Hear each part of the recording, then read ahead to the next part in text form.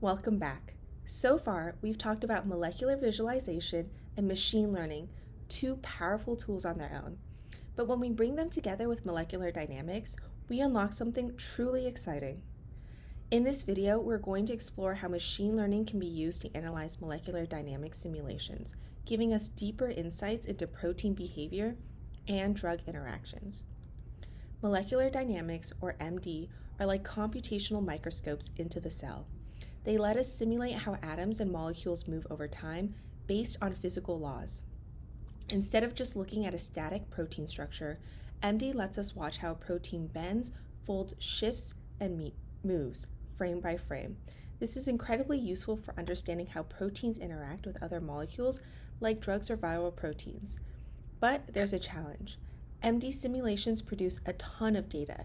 Even a short simulation might include thousands of time frames with millions of atomic positions. If you want to analyze which residues are most important for, say, drug binding or structural changes, how do we even begin to sort through all of that? This is where machine learning comes in. With machine learning, we can train models on MD simulation data to automatically identify patterns, like which parts of a protein change the most, or which residues are most responsible for distinguishing one structure from another.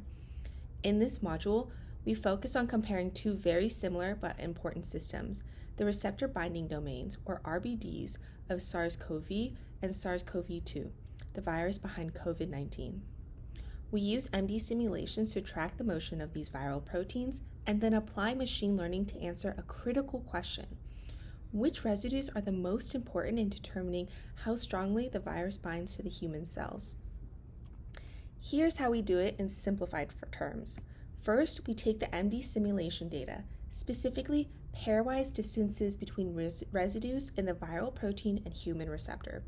We label those distances by which virus they came from, either SARS-CoV or SARS-CoV-2.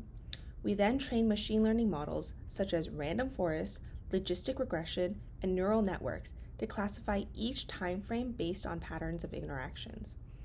The model then tells us which residue pairs were most important for making that distinction. In other words, ML helps us pinpoint the key molecular interactions that may explain why one virus is more infectious than the other. This kind of approach isn't just useful for studying viruses. It's used to optimize drug binding sites, understand disease-related mutations in proteins, study how bacteria or viruses evolve resistant to treatments. By combining machine learning with MD simulations, we are able to extract meaning from motion, something that would be very difficult to do manually. So, that's a quick look at how we apply machine learning to molecular dynamics. In the tutorials, you'll get to explore this yourself, running models, identifying key residues, and visualizing how proteins behave in motion.